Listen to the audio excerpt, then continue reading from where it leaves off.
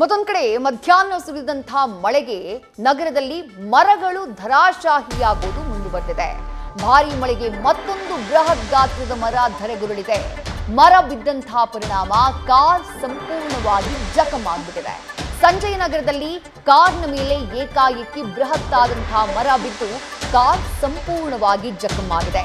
ಕಳೆದ 2 ದಿನಗಳ ಹಿಂದಷ್ಟೇ ಆಟೋ ಒಂದರ ಮೇಲೆ ಸಂಜೆ ಸುರಿದಂತಹ ಭಾರೀ ಮಳೆಗೆ ಏಕಾಏಕಿ ಮರ ಬಿದ್ದಂತಹ ಪರಿಣಾಮ ಆ ಆಟೋ ಚಾಲಕ ಪ್ರಾಣವನ್ನೇ ಕಳ್ಕೊಂಡ್ಬಿಟ್ಟಿದ್ರು. ವರಮಹಾಲಕ್ಷ್ಮಿ ಸಂಭ್ರಮದಲ್ಲಿದ್ದಂತಹ ಕುಟುಂಬದಲ್ಲಿ ಸೂತಕ ಆವರಿಸಿಬಿಟ್ಟಿತ್ತು.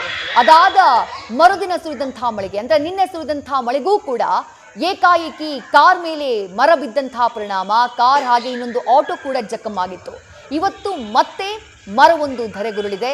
ಸಂಜಯ ನಗರದಲ್ಲಿ ಕಾರ್ ಮೇಲೆ ಮರ ಉರುಳಿ ಬಿದ್ದಂತಹ ಪರಿಣಾಮ ಕಾರ್ ಸಂಪೂರ್ಣವಾಗಿ ಜಖಮಾಗಿದೆ.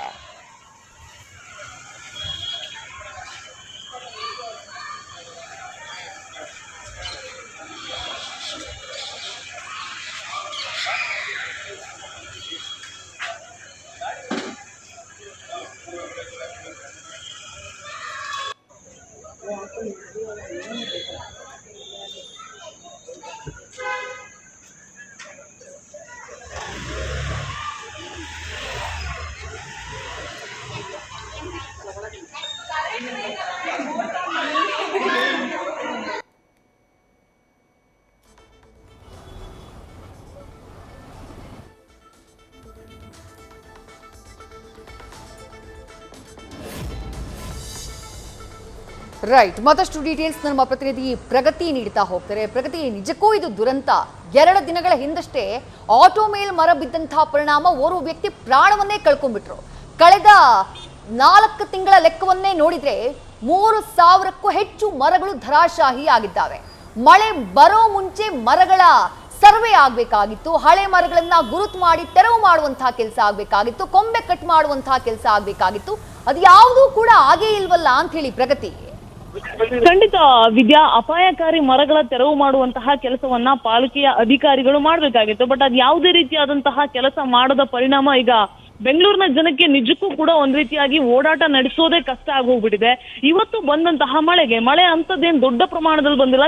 ಕೆಲವು ಹೊತ್ತಲ್ಲಿ ಅಂದ್ರೆ ಒಂದು ಅರ್ಧ ಗಂಟೆಗಳ ಕಾಲ ಮಳೆ ಬಂತಷ್ಟೇ. ಆ ಮಳೆಗೇನೆ ಅದ್ರ ಜೊತೆಗೆ ಗಾಳಿ ಬಂದಂತಹ ಪರಿಣಾಮ ಒಂದು ಸಂಜಯ ನಗರದಲ್ಲಿ ಬೃಹತ್ ಮರ ಉರುಳಿ ಬೀಳುತ್ತೆ. ಆ ಮರ ಐಷಾರಾಮಿ ಕಾರಿನ ಮೇಲೆ ಬಿದ್ದು ಕಾರ್ ಕಂಪ್ಲೀಟ್ ಆಗಿ ಜಖಮ್ ಆಗಿ ಹೋಗಿರುವಂತದ್ದು. ಅಂದ್ರೆ ಅಲ್ಲೇ ಹತ್ತಿರದಲ್ಲಿ ಒಂದು ಹೋಟೆಲ್ ಕೂಡ ಇರುತ್ತೆ. ಆ ಹೋಟೆಲ್ಗೆ ಕಾರನ್ನ ಪಾರ್ಕ್ ಮಾಡಿ ಆ ಹೋಟೆಲ್ ಹತ್ರ ಹೋಗಿರ್ತಾರೆ. ಹೋಗಿ ಬರುವಷ್ಟರಲ್ಲಿ ಆ ಕಾರ್ ಕಂಪ್ಲೀಟ್ ಆಗಿ ಜಖಮ್ ಆಗಿ ಹೋಗಿರುವಂತದ್ದು.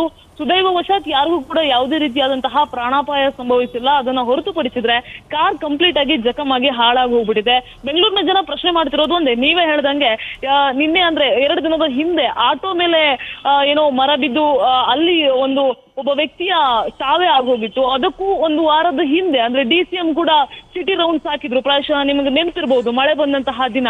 ಆ ದಿನ ಕೂಡ ಮರದ ಕೊಂಬೆ ಬಿದ್ದು 6 ಜನರಿಗೆ ಪೆಟ್ಟಾಗಿತ್ತು. ಬಾಣಸ್ವಾಡಿ ಆಸ್ಪತ್ರೆಗೆ ದಾಖಲಾಗಿದ್ರು. ಈ ತಿಂಗಳಲ್ಲೇ ಸಾಕಷ್ಟು ಸಮಸ್ಯೆ ಆಗೋಗ್ಬಿಟ್ಟಿದೆ.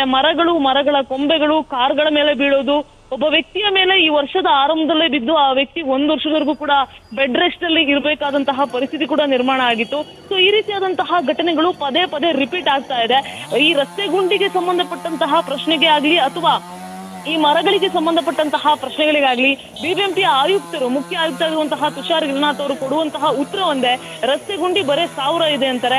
ಮರಗಳನ್ನ ಕೇಳಿದ್ರೆ ನಾವು ಎಲ್ಲೆಲ್ಲಿ ಅಪಾಯಕಾರಿ ಮರ ಇದೆ ಅವುಗಳನ್ನ ಗುರುತು ಮಾಡುವಂತಹ ಕೆಲಸ ಮಾಡ್ತೀವಿ ಅನ್ನುವಂತಹ ಉತ್ತರವನ್ನ ಕೊಡ್ತಾರೆ. ಬರೀ ಉತ್ತರಗಳಿಗಷ್ಟೇ ಇಲ್ಲಿ ಸೀಮಿತ ಆಗ್ತಾ ಇದೆ, ಭರವಸೆಗಷ್ಟೇ ಇಲ್ಲಿ ಸೀಮಿತ ಆಗ್ತಾ ಇದೆ. ಕೆಲಸ ಕೂಡ ಯಾವುದೇ ರೀತಿಯಾಗಿ ಮಾಡ್ತಾ ಇಲ್ಲ. ಮೇಲ್ಹಂತದ ಅಧಿಕಾರಿಗಳು ಮಾಡ್ತಾ ಇಲ್ಲ, ಅವರ ಕೆಳ ಹಂತದ ಅಧಿಕಾರಿಗಳು ಕೂಡ ಅದ್ರ ಬಗ್ಗೆ ತಲೆ ಕೆಡಿಸ್ಕೊಳ್ತಾ ಇಲ್ಲ ಅನ್ನುವಂತಹ ಉತ್ತರವನ್ನ ಜನಸಾಮಾನ್ಯರು ಕೊಡ್ತಾ ಇರುವಂತದ್ದು. ಜೊತೆಗೆ ಬೆಂಗಳೂರಿನಲ್ಲಿ ಓಡಾಡುವಂಥದ್ದು, ಎಲ್ಲಿ ಯಾವ ಸಂದರ್ಭದಲ್ಲಿ ಯಾವ ರಸ್ತೆಯಲ್ಲಿ ಮರ ಬೀಳುತ್ತೆ ಗೊತ್ತಾಗಲ್ಲ ಅಂತ ಜನಸಾಮಾನ್ಯರು ಕೂಡ ಹಿಡಿ ಶಾಪವನ್ನ ಹಾಕ್ತಾ ಇರುವಂತದ್ದು. ಅಟ್ಲೀಸ್ಟ್ ನ್ಯೂಸ್ ಫಸ್ಟ್ ಒಂದು ರಿಯಾಲಿಟಿ ಚೆಕ್ ಮಾಡಿತ್ತು ಬೆಂಗಳೂರಿನಲ್ಲಿ ಎಲ್ಲೆಲ್ಲಿ ಅಪಾಯಕಾರಿ ಮರ ಇದೆ ಅಂತ.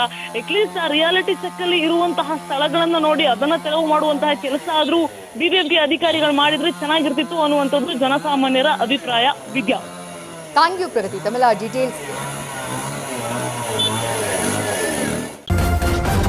ನ್ಯೂಸ್ ಫಸ್ಟ್ ನಿರ್ಭೀತಿಯಿಂದ ನಿಮ್ಮ ಪರವಾಗಿ.